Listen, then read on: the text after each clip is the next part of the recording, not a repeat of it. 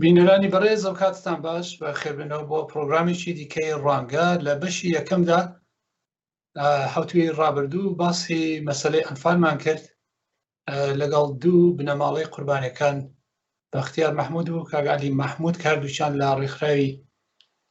بۆ داکۆچی لە مەسەلەی جێنۆسایددا چالاکن. بابەتەکەمان درێژە پێدەدەین. سپاسی ئامادەبوونی هەردوو وڵاتان دەکەم. کاک بەختیار بە لە بەڕێستانەوە دەست پێ بکەم. ئێوە باسی وەتان کرد کە لەو کاتدا بەشێک لە کوردەکان یارمەتیان کرد بە مەسەلەی ئەنفال. ئەگەر بۆ بینەران بڵێ لە کێوە ئەو دەرفەتان بۆ ڕەخسا کە مەسەلەی ئەنفال بێنە گۆڕێ داوا لە حکوومەتی بەتایبەت حکوومەتی هەریم بکەن کە بە مەسەلەی ئەوانەی کە تێدا بەشدار بوونە مەسەلەی ئەنفالەکان پێ ڕابگات. ئەگەر فەرمووی. زۆر سپاس بۆ دووبارە و بەرنامە و درێژە پێدانی باسی ئەنفال و جینۆساید. بێگومان تۆمەتبارانی کەیسی ئەنفال هەر ئەو کوردانە بوون کە لە خوێن و گۆشتی ئێمە بوون، بەڵام لە کاتی دەسڵاتی بەعسا ببنە چاوساغ و دار و دەستی ئەو حکومەتە دڕندەیە کون بە کون کوردستان دەگەڕان بۆ ئەوەی کە ئەگەر کەسێک تاقە کەسێک ما بێت لەو پرۆسەیە بۆی ئەوش جینۆساید بکرێەوە. لە دوای ڕاپەڕینەوە بەداخەوە بەرەی کوردستانی هەر پێش ئەوەی کە ڕاپەڕین کا بڕیاریدا کە ئەوان ببەخشێت، بەڵام بە هیچ شێوەیەک پلەپایان پێ نەدرێت، لە هیچ شوێنە جێ نەکرێنەوە. بەڵام بەداخەوە لە دوای ڕاپەڕینەوە بینیمان ئەمان هەم بەخشران، هەم پلەپایان پێدرا، هەم بوونە بەرپرسی سەربازی، هەم خانە نشین کران، هەم بوونە خاوەن پرۆژە، هەم بوونە خاوەن دوێخانانە. ڕاستی واسابێ ئەمانە لەگەڵیانە دادگایی بکرێن و سزا بدرێن. کار بۆ شەونەوە ستاروەک وتم هەموو ئەو پلەپای و ئیمتیازاتانیان پێیاندا جاروا بووە کە بە جێماوێکی جینۆسایدی ئەنفال ئەبوایە بڕایە لە ڕێیەکی لەو جاشانەوە واستە بکە بۆی بە مافێکی بکە. ئەم وایە کرد هەتا پرۆسەی ئازادی ئێمە هەر بە تەمای هاتنەوەی کە سوکارەکانمان بووین تا گۆڕە بە کۆمەڵەکان هەڵنەدراوە. بەڵام لە ئەوەی کە گۆڕە بە کۆمەڵەکان هەڵدرایەوە دڵنیا بووین لەوەی کە سوکارەکانمان هەمووی جینۆساید کراوە. ئەمە گڕوتینێکی زیاتری پێماندا لەوەی کە داوای دادگایکردنی ئەمان بکەین. هەموو یادێکی ئەنفال ئێمە کۆمەڵی خاڵمان پێشکەشی لایەنە پەیوەندیدارەکان کردووە. یەکەم خاڵی دادگایکردنی ئەنفالچیەکان بوو، بەداخەوە گویان لێ نەگرتین و حکومەتی عێراقی لە ساڵی 2008 دادگای باڵای تاوانەکانی عێراق بڕیاری دەستگیرکردنی بۆ کۆمەڵێک لەو تۆمەتبارانە دەرکرد. ئەمانەی لای ئێمە لە هەرێمی کوردستان بەداخەوە نەک نەگیران بەڵکو سەرسەختانە بەرپرسانی ئەم وڵاتە داکۆچیان لیان کرد لەوەی کە نابێت دادگای بکرێن. ئێمە وەکو بەرەی کوردستانی ئەوانمان بەخشیە لەبەر بەرژەوەندی تایبەتی خۆیان، لەبەر بەرژەوەندی حیزبەکانیان بۆ ئەوەی کە لە هەڵبژاردنە دەنگی زیاتر بێنن. بەداخەوە بەرپرسانی ئەم وڵاتە چوونە بەرەی جاش و مستەشار و ئەنفالچیەکانەوە کە سوکاری ئەنفالیش بەتەنیا لە بەرەیەک مایەوە. بۆیە تاکو ئەمڕۆ ئەو بەرپرسانە دادگایی نەکراون و هەر دەسەڕاستی بەرپرسانی ئەم وڵاتەن و هەوڵەکانمان چەند چڕ کردووەتەوە تاکو ێستا نەمانتوانیوە ئەمانە دادگایی بکەین. بۆ نمونە لە شاری کفری دادوەرێکی بەڕێز وەکو دادوەرە هاوژین بڕیاریدا ئەو جاش و مستەشارانەی و تۆمەتبارانەی لە سنووری دادگاکەی ئەوە دادگایی بکرێن. بڕیاری دەستگیرکردنیانی دەرکرد و دانە لەوانە دەستگیر کران، بەڵام هەڕەشەی تا ئەو ڕادەی هەڕەشەی کوشتن لە بەڕێز دادوەر هاوژین کرا ناچار کرا کە ئاوارەی هەندەران کرا. ئەمە بەرهەڵستی بەرپرسانی ئەم وڵاتە بوو لەسەر کەیسی ئەنفال، لەسەر تۆمەتبارانی کەیسی ئەنفال. بۆیە ئەمانە گۆشتا سەرێزخان ئێمە ناومێدەکە ئەم جۆرە کاردانەوە هەڵسوگەوتانەی بەرپرسانە گەشتینەتە قەنەعەتێ تا کۆم بەرپرسانە بەرپرسیە وڵاتە بن، ئەو تۆمەتبارانەش دەستگیر ناکرێن بە ئەرکی وجدانی خۆیان هەڵناسن. کاگالی ئەوانەی لە مەسەلەی ئەنفالدا بەشدار بوونە ژمارەیان هێندە زۆرە کە ڕەنگە حکوومەتی هەریم یا کوردستانی ئەو کات نەیتوانیوە کە هەمان کۆ بکاتەوە دادگایان بکە. گرفتی سەرەکی دێرە لە چدایە؟ بەڵێ سەرەتا ڕێز و حرمەتم هەیە. ژمارەی وەکو گوتم بەڕەسمی ئەوانەی کە بڵاوبووەتەوە 423 کەسە 258 کەسی لە کوردستان ناژێن واتە 161 جاشەکان لە ناو بەشەکەی تریش هێشتا کوردیتیایە هەیە بەرپرسیارەتی سەربازی هەبووە هەیە بەرپرسیارەتی ئاسایشی هەبووە واتە دەتوانین بڵێن 165 ئەوانەی داوا کراون کوردن ئەمانە کەسانێکی بەهێزن زۆربیان ڕێز عەشیرەت کە عەشیرەتی گەورە گەورەیان هەیە زۆربیان شێخ و کەسانی دەستڕۆیشتوون وە کەسکاری قوربانیانی زۆربیان وەکو کاکە بەختیاروان ئەوە بە تەنیا نەفرێکن ئیمکاناتی مادیان نییە پەراوێز خراون لە کۆمەلگایە هێزی دەنگدانیان نییە لە هەڵبژاردنەکانە یەک تاقە دەنگێکیە کەچی ئەوان لە هەڵبژاردنەکانە هەزاران دەنگیانەیەکی بۆیە ئەم دوو حیزبە بۆ ئەوەی کە دەسەڵاتی خۆیان پارێزن پێویستیان بەوانە ئەوان لە ڕووی مادی و لە ڕووی جەماوەریشەوە خەڵکیان هەیە و پێکاتەی عەشایری کوردستانیش بەداخوار ڕۆژ بەڕۆژ بەرەو دواوە دەچێتەوە لە 58 عەشیرەت و ئاغاوماغا هەموو نەهێڕان ئێستا گشتی زیندی کراونەوە لەژێر دەسەڵاتی ئەم دوو حیزبەیە ئیتر ئەمانە لە هەڵبژاردنە دەنگیان هەیە دەرەچن خەڵکیان هەیە پشتیوانیان هەیە ئیمکاناتی مادیان هەیە شەریکن لەگە دەسەڵاتە لە ڕووی ئابووریەوە شەریکن زۆربیان پرۆژەی هاوبەشیان هەیە خاک و عەرز و زەوی و ئەمانەیان گەلێ زۆرە لە وەختی سەدام و ئەمانە ئیمکاناتێکی زۆر لە بەردەستیان هەیە ئەمە وای دێت کردو ئەمانە نفوذ و دەسەڵاتیان هەبێت و ئەمانە لە دوای ساڵی 90 کە ڕاپەڕین بوو ئەمانە دابەش کران بەشی زۆری بەر پارتی کەوت بەشێکشی بەر یەکێتی کەوت و لە ناوچەکانی خۆیانە ئیتر یعنی لەناو ئەمانیان نییە بچێ بە دوای حیزبێکی تری شابگەڕێ کەمکەمە هەبوو بۆ نمونە گۆڕان دروست بوو هەنێ لەوانە کەوتنە دوای گۆڕان بەڵام کە هێزی دامرکایەوە ئەوانە دوور کەوتنەوەوان ئەمانە پێویستیان بە حیزبی بەهێزەیە بە حیزبی دەوڵەمەند هەیە بە حیزبێکەیە کە ئیمکاناتی هەبێت بۆ ئەوی بەرچەوەندەکانی خۆیان پارێزن ئەمە وای کرد ئەمانە تێکەڵاو یەکێتی پارتی بوون کە تێکەڵاو یەکێتی پارتی بوون هێز و پێگەی خۆیان بەهێز کرد دەسەڵاتدارەتیان هەیە ئەمانە دیوەخانانەیان هەیە ئەمانە خانەنشین کراون لە پلەی باڵا ئەمانە شەریکن ئەمانە کۆنتراتیان هەیە ئەمانە مناڵەکانیان ئێستا گشتی بەرپرسن مناڵانەیە قایمقامە هەیە لە ئاسایشە هەیە نازانم لە چییە هەموو مناڵێکیان هەیە هەموو بەرپرسێتێکیان هەیە مناڵانی قوربانیانی ئەنفالی هیچ وەکو کاک بەختیارەوە بەبێ بە کراسێکەوە بێ لە بەردامەکە بەشداری کات بۆیە ئەمانە دیفاعیان لێ دەکەن کە ئەمانە دیفاعیان لێ دەکەن ئەمانیش لە سزا نەجاتیان بووە یعنی بە هیچ پێوەرێک بە هیچ پێوەرێک بە هەموو پێوەرێک ئەو لێبوردنەی بەرەی کوردستانی دەری کردووە خۆتۆ ئەزانیت یەکێک کە تاوانبار و تاوانی جەنگ تاوانی دژی مرۆڤاتی تاوانی جینۆساید ئەمانە تاوانی زەق و تاوانێکن کە کات و شوێن تەقادم ناکا لەگە سزاکەیانە واتە بۆ هەر شوێنێ بڕۆن سزاکە دەیانگرێتەوە کاتەکەی تێپەڕێت سزاکە دەیانگرێتەوە زۆر باش ئەمانە تاوانبارن ئەمانە لێبوردنی بەرەی کوردستانی شملیان ناکە ئەمانە تەنانەت مافی پەنابەری شملیان ناکات بەختیاری کاک بەختیار تۆ وەک یا با بڵێن کەسێک لە بنەماڵەکەداندا ماوی ئایا ئێوە بەڕوونی وەکو بنەماڵە یا لەگەڵ بنەماڵی ئەنفالکراوەکان بە فەرمی داواتان کردو لە حکوومەتی هەریم لە پارلمان کەوە دوای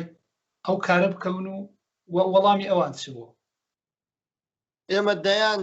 دەیان جار لە یادداشتەکانمان لە یادەکان چی وەکو ڕێکخراو چی وەکو کەسوکاری ئەنفالکراوان چی وەکو تاقانەکانی ئەنفال سەردانی سەرۆکی حکوومەتی هەرێمی کوردستانمان کردووە بە درێژایی کابینەکان سەردانی پەرلەمانی کوردستانمان کردووە لە چەند خولی پێشووە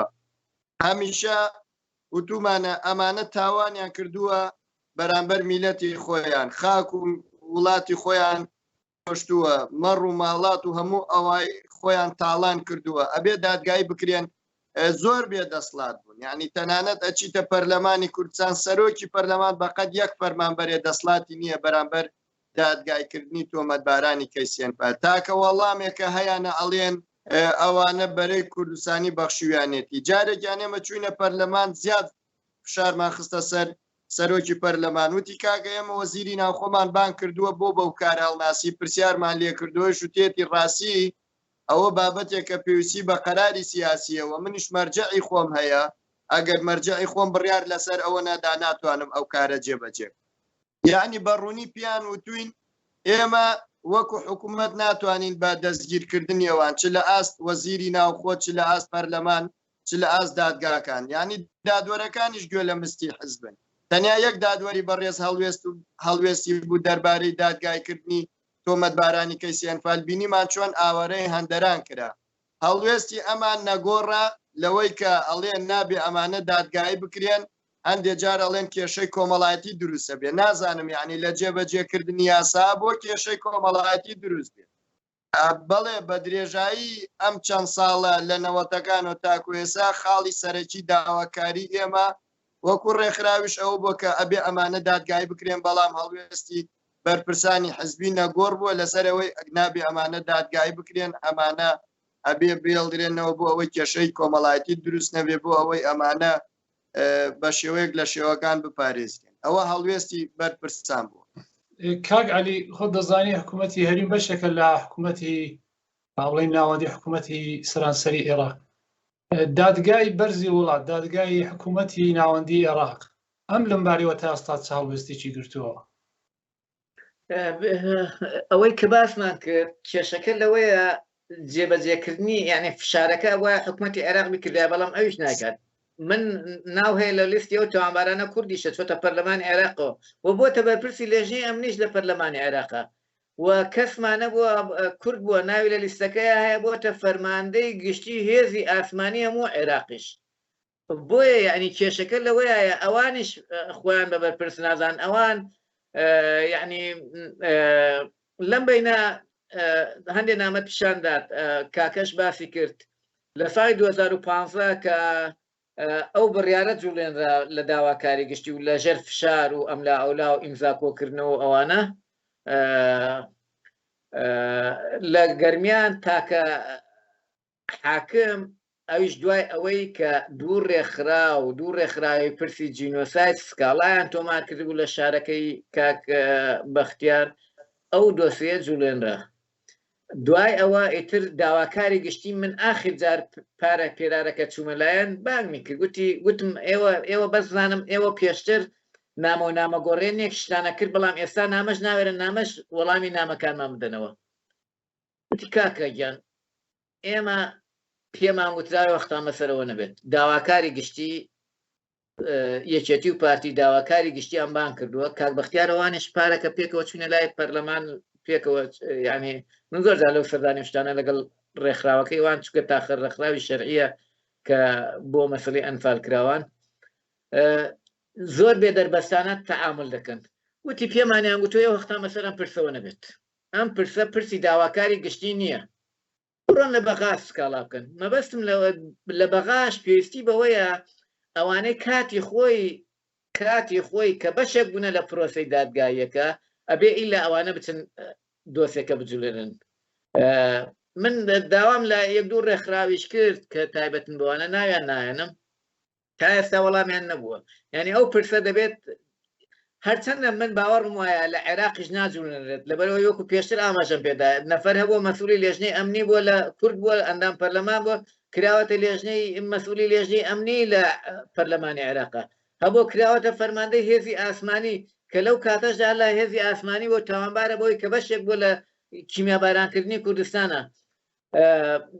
من هیوادارم لە داهاتوودا بتوانرێت لە هەر نەبێت بتوانرێت لە دادگای باڵای دادگای عێراقیەکانە کە سوکاری قوربانیان سکاڵا تۆمار بکەن هەرچەند ئەمەش ئەگەرەکەی زۆر نزمە لەبەرەوەی خۆت ئەزانی دەسەڵاتی عێراقی ئەوان تەعامل لەگەڵ یەکێتی و پارتیاکەن ئەوان دەنگیان زۆرەوە پێشبینیە کە ئەم جارە ژمارەی کورسەکانیشیان زیاتر بکات ئەوان پێویستیان بۆیە لەگەڵ ئەمانان ڕێکەون و هاوتەبای یەکتری بن و حکومەت پێکەوە بنێن گوێ لە دەنگی قوربانیان ناگرێت یعنی ئەوەی کە گوێ لێ ناگرێت ئینا بەڵام ئیشێکی شێ ئەوش ئەوەیە تا ئێستا ئێمە ئەو شانسەمان تاقی نەکردوێتەوە هیوادارم بتوانین لە داهاتوودا تاقی بکەینەوە ئەوەشێکی لە ئەگەرەکان بووە من لەگەڵ ڕێکخراوەکانە باسم کردووە پیانم گوتووە کە پێویستە لە بەردادگای باڵای عێراقی ئێمە بتوانین سکاڵا تۆمارکەین و بۆ ئەوەشی بتوانین ئەو ئیشە بگرێت پێویستمان بەوانەیە لەو کەسکاری قوربانیانەیە لە زەمنی محکەمەی سەدام حوسێن و مەسەلەی دادگای ئەنفالە ئەوانە بەشێ بوو بێتن لەو محکەمەیە لەو دادگایە کاک بەختیار ئێوە بە فەرمی لە ڕێگای پارێزەرەوە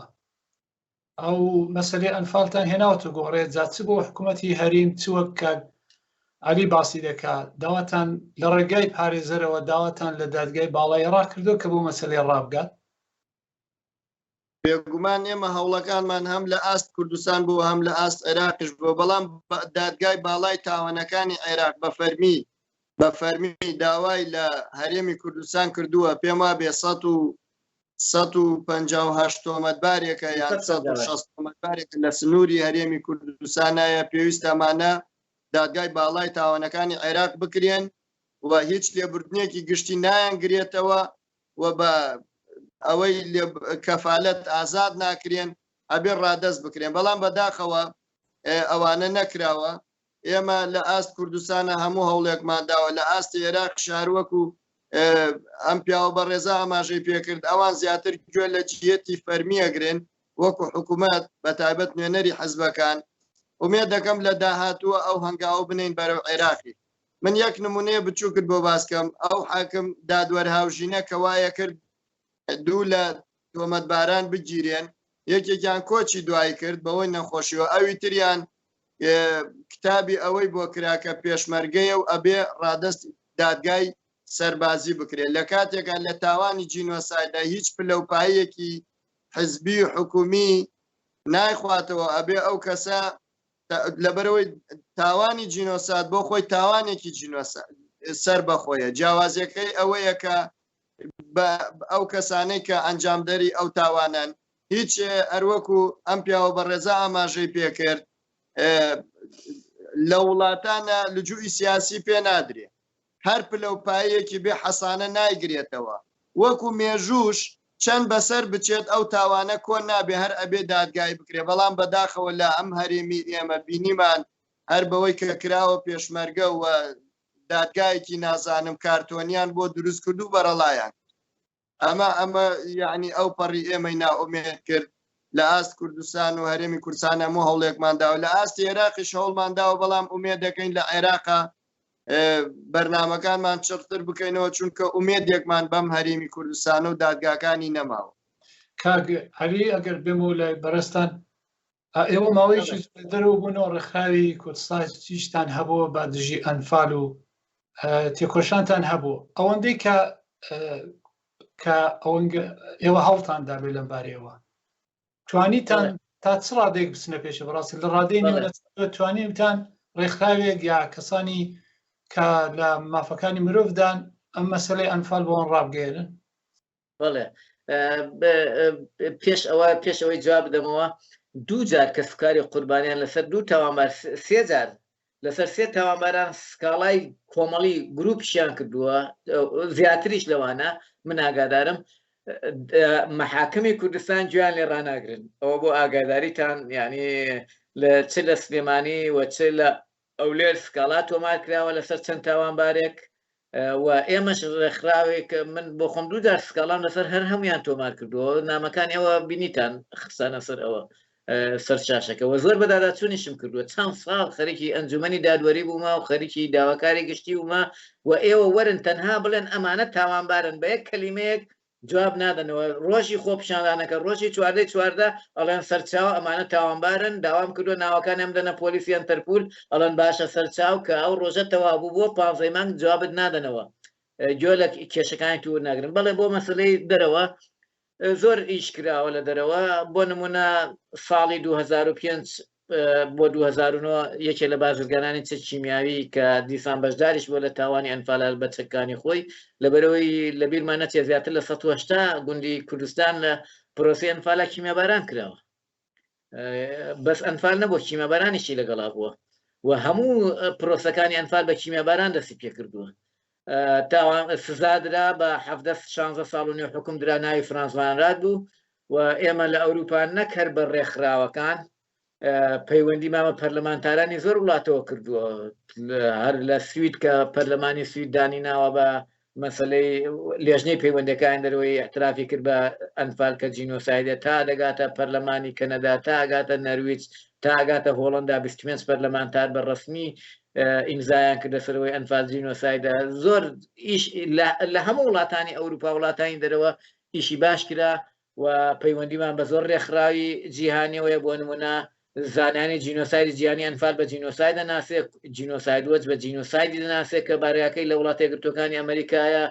زۆر ڕێکخراو ناوەندەوە ئێمە ساڵانە بەشداری لە زۆر کۆنگرە و کۆبوونەوەی جیهانیا دەکەین و کەسوکاری قوربانیان و ڕێکخراوەکان بەشداری دەکەن یعنی پەیوەند ئێستا لە حاڵی حازرە ئێمە لەوە دەرچوینە کە خەڵک هەنگاوی باشمان لەو بوارەیان ناوە بۆ ناساندن بۆ پەیوەندیکردن بۆ شارەزابوون یعنی ئێستا ئێمە خەڵکانی شارەزامانە پێشتر ئێمە شارەزایی وامان لەسەر جینۆسایدەوە و بابەتانە نەبوو ئێستا شارەزایی باشمان لەسەر جینۆساید و پەیوەندیکردن بەو دەستگا گرنگانەی کە تایبەتن بە دادگاییکردنی تاوانبارانەوە پەیوەندیکردن و ئەملا ئەولا هەنگاوی باشمان ناوە لە پەیوەندی داین و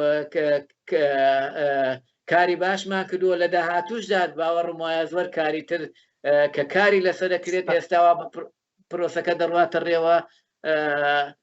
لە داهاتوودا بتوانین ئێمە چکە ئێمە ئەگەر بتوانین لە وڵاتێکی ئەوروپایە بۆ نمونە یەکێ لە تۆمەتبارانی ئەنفال دادگای بکرێت ئەبێتە قەراری وەزارەتی دادی هەموو وڵاتانێکێتی ئەوروپا ئەو وەختە یعنی بە یەک دادگاییکردنێک پرۆسەی ئەنفال دەگاتە ئاستی پرۆسە گرنگەکانی جینۆسای لە جیانەوەکو ئەرمەن و هۆلۆکۆست و ئەوانە زۆر گرنگە زۆر گرنگە ئەمەی کە حکوومەتی هەرێم دەڵێت ئەمانەوێت ئەنفال بە جیهانی بکەین نازانچی ئەمە درۆیەکی گەورەیە ئەگەر ئەوان ڕاستەکان تاوانباری ئەنفال لە ئەوروپا و لە وڵاتانی دەرەوە هێبا بێن فەرموو بێن هاوکاریمان بکەن بۆ دادگاییکردنی دادگاییکردن پرۆسەیەکە لە ڕێگەی وزارەتی داد و دادگاکانەوە نەک پرۆسەیەکە وەکو پەرلەمان بەس ئێعترافێکی زارەکی بێت بڵێنەوە جینۆسایدە ئەمە دەچێتە ناو پرۆسەی حکوومەت و بڕیارەوە ئەگەر لە وڵاتێکدا ئەنفال بە جینۆساید ناسێنن لە ڕێی دادگاوە نکۆڵیکردن لەو تاوانەش لە داهاتووە دەبێتە تاوان خۆش بێشک دەبێتە تاوان بڕیاری وزارەتی عەدلەکان ئێستا مەسەلەی دۆسەی فرانسوانات ئەنفال وەکو تاوانی دژی مرۆڤاری تاوانی جەنگ ناسێنراوە لە ئاستی محکەمەی مافی مرۆڤی یەکێتی ئەوروپا واتا بڕیارەکە بۆتە بڕیاری 27 وڵات لە ئەوروپا ئەگەر باتە ئەو پرۆسەیە بە جینۆساید ناسێنرایە لەو کاتەیە ئەبووە جینۆساید لەسەر ئاستی یەکێتی ئەوروپا بۆیە من پێم وایە ئەمەی حکوومەتی هەرێم ئیدعای دەکات بۆ جیهانیکردن و نازانم چی ئەم قسە زۆر بێمانایە فەرموو وەرن تاوانبارانێک هەن جگە لە کورد عەرەبی شنوا لە دەرەوە دەژەن فەرموو هاوکاری قوربانیان و هاوکاری ڕێکخراوەکان بکەن بۆ دادگاییکانی بەڵام ئەوان هیچ هاوکاریان ناکەن من پێشتر ئاماژەم بە نەفەرێکت نێمە فارس مەحیاوی لە نەمسا دەشێت سەفیری عێراق بۆ لەوێ قایدی فەیلق بۆ لە کاتی ئەنفالەکانە بەشداری کردووە سەرپەرشتی گرتنی بارزانەکانی قەزای سۆرانی کردووە باش حکوومەتی نەمسا وەفدی نردووە بۆ کوردستان بۆ عێراق دەتی وەرن ئەم کابرایە چییە ئەمە سکاڵای لەکراوە کەس هاوکاری نەکردووە باشە تۆ هاوکاری ناکەیت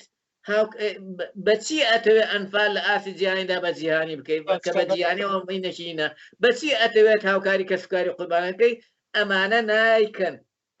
نایکەن ئەمانە وزارەتێکیاندا ناوە وزارەتەکە ئەنداناوە بۆ ئەوەی کە بڵێن ئێمە خانە و هاوکاری و مەعاشیان پاکراوەکەن کە ئەویش ناکەن هیچ بە هیچ جۆرێک هاوکاری قوربانیان ناکەن بە هیچ جۆرێک نانەوێت قەرەبووی معنەوی هەمکەنەوە بە هیچ جۆرێک نانەوێت ئیش بۆ ئەو پرسە بکرێت لە کوردستانە زۆر باشە کاک بەختیار ئێوە ئەو ڕێکخراوی کە پێکتان هێناوەدا کۆچیدا پرسی مەسەڵەی ئەنفال لە کەنجیەوە پێکتان هێناوە تا ئێستا بەڕاستی مەبەست لە پێکهێنانی ئەو ڕێکخراوە چییە؟ دیارە ئێمە هەر پێشتر وەکو دەسەیە کە سوکاری ئەنفال بوون هەر کار و چالاکیمانە بوو بەڵام بە فەرمی لە ساڵی 2007ەوە کۆمەڵی داکۆکی لە پرسی ئەنفال ئەم ڕێکخراوەمان پێک هێنا کە کۆمەڵەیەکی خۆبەخشەوە ئەوانەشی سەرجەم ئەندامەکانتیان هەمووی کە سوکاری سەربەرزی ئەنفال کراوانە بۆیە لە 11/3/2007 سەردانی حکوومەت یاریەمی کوردستان سەرۆکی حکوومەتمان کرد بۆ ئەوەی کە خانووی خۆ کرد بۆ کە سوکاری ئەنفال بگرێ کۆمەڵی خاڵمان داواکردێکێ لەو خاڵانە ئەوە بوو پێشتری شەر کارمان کردووە بەڵام بە فەرمی ڕێکخراوەکە بناسرێت لەلایەن حکوومەتەوە و دواتر مۆڵەتی پێ درابێت ڕێکخراوی کۆمەڵی داکۆکی لە پرسی ئەنفال لە ساڵی 2007ەوە کارەکەن وە لەو کاتەوەشەوە بوونەتە پردی نێوان کە سوکاری سەربەرزی شەیدانی جینۆسایدی ئەنفالکراوە لەگەڵ حکوومەتە لە دەیان بۆ نەویاد و ئەوانە یاداشتمان پێشکەش بەرپرسانی حکومی و حزبی کردووە بۆ ئاوردانەوە لە کەسوکاری ئەنفال، بۆ خزمەتکردنی کەسوکاری ئەنفال، بۆ ئاوەدانکردنەوەی دیەکان، بۆ هەڵدانەوەی گۆڕە بە کۆمەڵەکان، بۆ ناساندنی ئەم تاوانە بە جینۆساید لە دەرەوەی وڵات، بۆ ئەوەی کە ئەو گۆڕانە هەڵەدرێتەوە بە شێوەیەکی زانستی سامپڵ وەربگیرێت لە هەموو کەسوکاری ئەنفال کراوان، فحسی DNA بکرێت، بەداخەوە نەکراوە. هەوڵماندا کە لەگەڵ هەڵدانەوەی بە گۆڕە بە کۆمەڵەکان نوێنەری ڕێکخراوانی دەرەوە دادگای لاهای هەموو ئەو ڕێکخراوانەی پەیوەندیان بە مافی مرۆڤ هەوەیە بەشدار بن، تەنانەت ئەوانەی فلیم سازەکان بۆ دیکۆمێنکردنی ئەم تاوانە خێزەونە. هەموو ئەم داواکاریانەمان کردووە، چ لە ناو کوردستان وەکو هەرێمی کوردستان، چ لە عێراقا. بۆ نمونە سەرۆک کۆمارە و کاتەی مام جەلال لەوێ بوو دەیان جار چوونەتەوە داواکاری کردووە. ئێستا دکتۆر بەرهەمە بە ئامان شێوە تەنانەت ڕێکخراوەکە ئێمە چووەتە سەماو بەسەر گۆڕە بە کۆمەڵەکانیش، لەوێ بە چاوی خۆی ئەو مەرگە ساتەی بینیوە. بۆی ئەو ڕێکخراوەی ئێمە لەو کاتەوەی کە لە ساڵی 2007ەوە دروست بووە دەیان جار بە ڕێگەی یاداشت، بە ڕێگەی دیالۆگ، بە ڕێگەی گفتوگۆ، چ لە نزیکەوە چاوپێکەوەندبوونی لەگەڵ بەرپرسانی ئەم وڵاتە، چ لە ڕێگەی یاداشتەوە بێ هەوڵمانداوە دەنگی کەسوکاری ئەنفال کراوان پێداویستیەکانیان داواکاریەکانیان بگەێنە حکوومەت هێرێمی کوردستان. بەشێکی کەمی جێبەجێ بووە ئەو داواکاریانە، بەڵام ئەوەی کە کۆی داواکاریەکانی ئێمە جێبەجێ نەبووە، بە تایبەت ئەوەی کە هێنانەوەی ڕووفاتی پیرۆزی ئازیزانمان لە بیابانەکانی عێراق و خاکی عەرعەر و سەماوە سامپڵ وەرگرتن، فەحسکردن. ئەو گۆڕانە دێنەوە تاکو ێستا نازانی ئەو گۆڕانە یعنی چیان، هیچی ناوچەیەکن. بۆ نمونە ئەو گۆڕانەی حەمرینە لەوە چ یەکێک لە خانەوادەکان منی تیا بێ، بەڵام لەبەرەوەی هیچ فاسێ نەکراوە ئەو گۆڕانە کە دێتەوە بۆ کوردستان هیچ ناوێک لەسەر ئەو کێلانە نانووسێت. بەداخەوە کە چەندین جار ئێمە داوامان کردووە، داوامان کردووە کە کوڕ و کچی شەیدان کورسی تایبەتیان بۆ تەرخان بکرێت بۆ خوێندن لە دەرەوەی وڵات، بەداخەوە ئەمەیانە نەکراوە. ینی هەوڵەکان وەکو پێویست نابینین لەلایەن حکوومەت هێرێمی کوردستانەوە. ئەوانەی کراوە چەند خاڵێکی کەم لە کۆی کۆمەڵی خاڵکە لە ڕابردووە وەکو ئەم ڕێکخراوە ئێمە داوامان کردو بۆ خزمەتکردنی کەسوکاری سەربەرزی شەیدان. زۆر سپاس کاگالی بە پرسی کۆتایی کاتمان کەمەوە بێنمە لای تو. ئەو ماوەی کێوە لە دەرەوە تێکۆشانتان هەبوو، ئایا ڕێکخراوی دیکەی کوردستانی ئەبوو کە یارمەتی ئێوە بدات ڕێکخراوی مافی مرۆڤ بێ یا هەر لایەنێک بێت کە هاوکاری ئێوەی کردبێ بۆی کە ئەو کەیسە بناسرێ بۆ پیرڕای دەولەتەوەی؟ ڕێکخراوی کوردی یان ڕێکخراوی بیانی؟ هەر کابیان کوردی چە بیانی؟ نا ئێمە خۆمان کاکبەختیاری شەزانێت تەبعەن ئێمە ئەوان بە خاوەنی قەزێکە ئەناسین. ئەوە یەک یعنی من هەر وەختێکە ئیشم کردبێت هەرچەنە خۆم کەسوکاری قوربانیان بوومە، بەڵام ڕێکخراوەکەی کاکبەختیاروان بە نوێنەری شەرعی ئەم پرسە دەزانم وای گوێ لەوان ڕدەگرین و ئێمە ملکەتی داخواز و ویست و داواکاری ئەوانین. ئەمە یەک. دوو بەڵێ ئێمە ئیشمان کردووە وەکو گوتم لەگە زۆر ڕێکخراوی بیانین، ڕێکخراوی ئەندام بووینە لە نێودەوڵەتیەکاندا. تەنان من زۆر جار ئینی ئیزنی ڕێکخراوەی کاکبەختیار و کۆمەڵی قوربانیانیشم هەبووە کە تەعامل بکەم لەگەڵ ڕێکخراوانەیە، ینی سەرپەشی کراوم لەوەیە. پەیوەندیمان هەبووە لەگەڵ ڕێکخراوە. ئێمە ڕۆژ جاری وا بۆ لە ڕۆژێکا لە 20 وڵاتیادی ئەنفالمان کردوێتەوە، 20 وڵاتیادی هەڵەبجەمان کردوێتەوە، 20 وڵاتیادی قارنێ و قەڵاتان و سەردەشتمان کردوێتەوە، 20 وڵاتیادی ئەو وەختەی کە ڕێکخراوی چاکە بوو. یعنی لە زۆربەی وڵاتانە ئیشمان نەکرد، پەیوەندیمان بە وڵاتانەوە، پەیوەندیمان بە ڕێکخراوەکانی مافی مرۆڤ بوو، پەیوەندیمان بە ئەمنستی و هیومان رایتس وۆچ و CICC و IGAS و نازام چی ئەم ڕێکخراوانە بوو کە تایبەتن بە مافی مرۆڤ و تایبەتن بەو ڕێکخراوانە ئیشمان لەگەڵیان کردووە، هاوکاریمانیان کردووە، پەیوەندیمانمە پەرلەمانتارەکانەوە بووە و جۆمان لێگرتراوە. بەس یەک کەسێ گوێی لێمان ڕانەگرتەوەیش حکوومەتی هەرێمی کوردستان. سپاس دەکەم کاری دیارەت بۆ ئاڵلقەی دیکە باسی مەسەلەی سمپڵ و وەک کاکبەختیار ئاماژەی پێدا کە دانەوەی ئەو گۆڕانە و تەرمەکان و یا پاشماوەی و تەرمانە تاسە چکراوە. درێژەی پێدەین لە ئاڵلقەیەکی دیکەدا سپاسی هەردوو وڵاتان دەکەین، کاگالی مەحموود و بەختیار مەحموود هەردوو لە بنەماڵی قوربانیان و لە چالەگوانانی بەشی مەسەلەی ئەنفالدا. گەلێکتان سپاس دەکەین. بینەرانی بەڕێز ئاڵلقەی سێهەمی مەسەلەی ئەنفال لە هەوتەکانی دابێت پێشکەش دەکرێت تا ئەو کات بمێنن بە سڵامەت.